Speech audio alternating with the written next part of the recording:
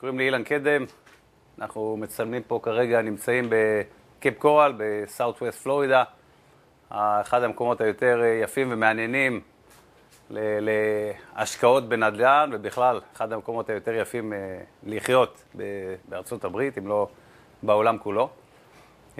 אנחנו ננסה תוך כדי הווידאו הזה פשוט לשדר להרבה מהאנשים שרוצים לקנות פה real estate בפלורידה או בקייפ קורל, ולא תהיה להם הזדמנות להגיע לפה, או שחושבים אולי להגיע, אולי לתת להם את התיאבון לזה.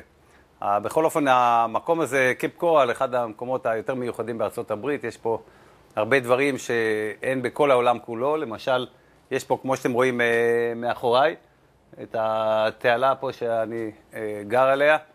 כל העיר הזאת מרוצפת בתעלות, יש פה 600 קילומטר של תעלות מים, שזה גם אמצעי תחבורה בהרבה מן המקרים, וגם, כמו שאתם רואים, לכל אחד יש לו סירה או שתיים מול הבית.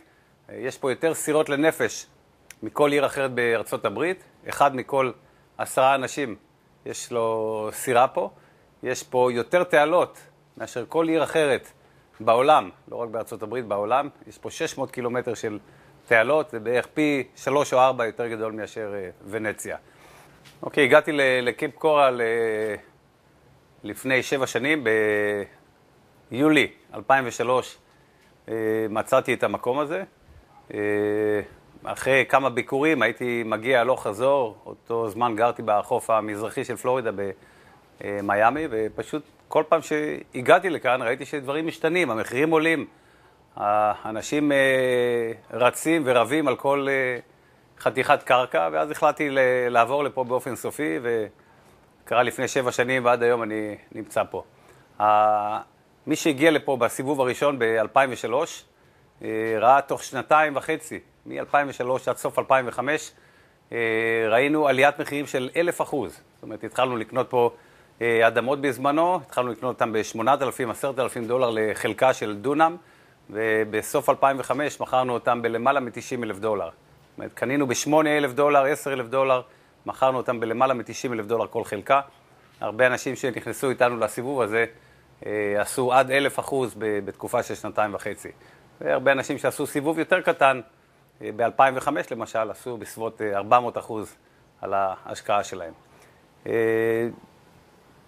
לא רוצה כל כך לדבר על עצמנו, אבל ב-2005 למשל, הממוצע של עליית המחירים פה בקייפ קורל היה בערך 49%. אנחנו הצלחנו להביא למשקיעים שלנו בערך 400% באותה תקופה. עוד פעם, באותם שנים, עד סוף 2005, התחלת 2006, התעסקתי במיוחד באדמות, היינו קונים פה חלקות של דונם, ופשוט ראינו את העליית מחירים כמעט יומיומית. ב-2006 עזבתי כמעט את קייפ קורל לטובת מקומות אחרים, השקענו בכל מיני פינות אחרות בארצות הברית, כמו לואיזיאנה, מיסיסיפי, טקסס, ארקנסו, מקומות שהיו בצמיחה חזקה אז. ולפני כשנה, שנה וחצי, חזרתי לקייפ קורל, ואני משקיע את רוב המאמצים פה. אני חושב שזה המקום הכי טוב כמעט שיש היום להשקעה בארצות הברית.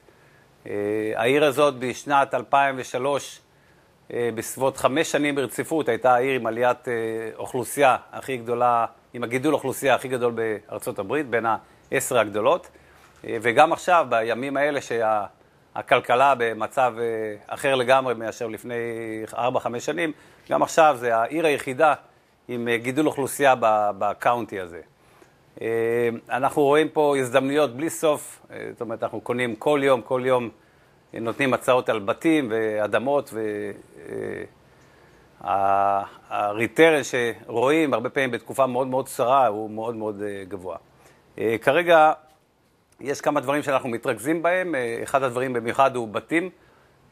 מה שקורה היום שאנחנו יכולים לקנות בתים גדולים, אנחנו אחר כך נעבור ונראה כמה בתים, שיהיה לכם דוגמה יותר טובה, אבל אותם בתים, אנחנו קונים אותם היום בסביבות $95,000, פחות או יותר, לבית גדול של בערך 200 מטר בנוי, שזה כולל 3 חדרי שינה, 2 חדרי שירותים ו2 car garage.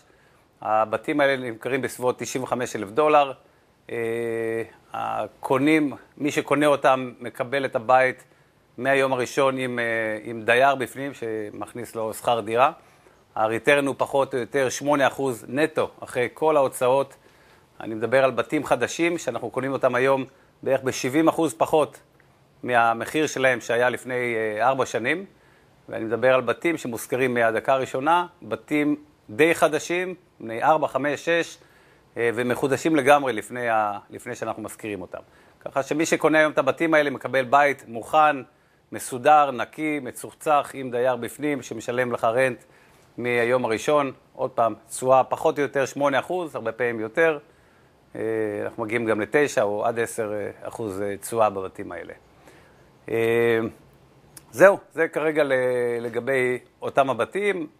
אנחנו עוד מעט נצא לסיבוב קטן, שתוכלו לראות קצת את קייפ קורל עצמה, לאחר מכן ניכנס לראות כמה בתים ספציפיים, ואז יהיה לכם, גם בלי להיות פה, מושג מאוד מאוד מקורב על מה קורה פה ומה אתם קונים פה, למרות שלא הייתם בבתים עצמם.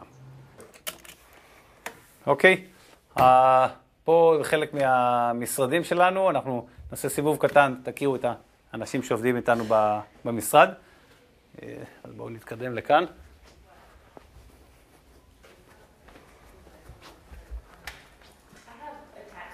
פה המשרד הראשי, זאת קטי, say hi. Hello, hello. And this is Joan, right there. Hi. פה המשרד הראשי שלנו, יש לנו עוד כמה משרדים פה בבניין שעכשיו נעבור אליהם. בחלק מהם אנחנו עושים את האוקשנס, קונים יום-יום בתים או אדמות במחירות פומביות דרך הבנקים. חלק גדול מהקניות אנחנו עושים דרך הכלים היותר מקובלים, דרך ה-MLS, והרבה מאוד מהקניות אנחנו עושים דרך אנשים פרטיים או גופים שנותנים לנו רשימות של אדמות שיצאו טריות, שיצאו רק בזה הרגע לשוק. הרבה פעמים נותנים לנו כמה דקות או יום לפני שהם מכניסים את זה לשוק עצמו, ואז יש לנו הזדמנות ראשונה לבוא ולקחת אותם במחירים מאוד מאוד טובים. אנחנו עכשיו ניכנס לחדר שבעצם זה, פה אנחנו עושים את כל המנג'מנט של הבתים, ועוד כל מה שקשור לתחזוקה של הבתים, לשיפוצים של הבתים, הכל נעשה דרך המשרד הזה. בואו ניכנס. אתם רואים פה המשרד. זאת ג'ינה, מנהלת חשבונות. אורי, שזה האבא של כל העסק פה, של המנג'מנט וכל מה שקשור. כמו שאתם רואים, הוא תמיד עם 2-3 טלפונים ביחד. זה סם, הוא מהנדס שעובד איתנו, אחראי על הרבה מהתכנונים, שיפוצים, בנייה של דברים חדשים שאנחנו עושים. מרי ג'יין פה בצד שמאל, מנהלת של המשרד. בואו רק שנסתכל ונראה. גס מתעסק פה בכל הבדיקה של המסמכים ושל הפרופרטיז לפני שאנחנו הולכים וקונים אותם. זאת אומרת, יום יום בודקים עשרות, לפעמים אפילו 100 פרופרטיז שונים כדי לראות שאין להם שום בעיות של לינס או דברים כאלה. עוד פעם אורי, אחרי פה הוא האבא של כל האוקשנים, מנג'מנט, שיפוצים, הוא עושה עבודה של 4 אנשים. בואו נסתכל קצת על המפות של קייפ קורל, שנוכל להבין גם את האזור איפה שהעיר נמצאת וגם את העיר עצמה. בואו נתחיל מפה מרחוק. זאת המפה של פלורידה, כולם מכירים, זה החלק הדרומי של ארצות הברית. אז הנה קייפ קורל נמצאת בחוף הדרום הערבי של פלורידה, כמו שאתם רואים פה במרכז לי קאונטי, במרחק מאוד קרוב לכמעט כל מקום אחר בתוך פלורידה. אנחנו סך הכל 2 נסיעה מדאונטאון מיאמי, פורט לודרדייל, פאונד ביץ', בוקה רטון, 3 שעות לקי לארגו, חצי שעה דרומה יש לנו פה את נייפלס, ובערך שעה ומשהו צפונה יש לנו את סרסוטה, ומאחרי זה טמפה, שזה 2 נסיעה. יש לנו פה את אורלנדו, דיסני וולד, שזה בסביבות 3 שעות נסיעה. הנה, אנחנו עכשיו מתקרבים לתוך המפה של קייפ קורל. כמו שאתם רואים, זה חצי אי גדול, בגודל של 144 מייל מרובעים. זה שטח מאוד גדול, זה העיר השנייה בגודלה בכל פלורידה כיום. יש לנו בצד אחד את הנהר הזה, הקלוסאצ'י, בהרבה מקומות הוא ברוחב של 5 קילומטר, שזה מבחינת נוף, משהו באמת מדהים ביופיו, מפריד בינינו לבין פורט מיירס, לבין השדה תעופה שנמצא פה בערך 20 דקות נסיעה לקייפ קורל, אז פה הנהר הזה, ובצד שני יש לנו את שתי שרשראות איים, אחד זה פיין איילנד, שזה אי די גדול, רובו משתלות של קוקוסים וזנים אחרים, ושלוש ערים מרכזיות בתוכו, ומאחורה את השרשרת האחרונה שיש לנו פה את סניבל, קפטיבה, איים מאוד מאוד אקסקלוסיביים, הרבה בתים של 10 ו-20 מיליון דולר נמכרו פה, ממש ארמונות שבנויים פה על הגולף אוף מקסיקו. ויש לנו פה גם את פורט מיירס ביץ', שרשרת של איים, אי מוערך כזה שמחובר על ידי כמה איים ביחד. מרחק שסך הכל 20 דקות נסיעה עם סירה מהבית שלנו לפה, או 20-25 דקות ברכב. מקום מאוד מאוד אטרקטיבי, שאלפים ועשרות אלפים של אנשים מגיעים לפה בעונה להתחמם פה בשמש, כשבחורף קור כלבים בכל האזורים הצפוניים.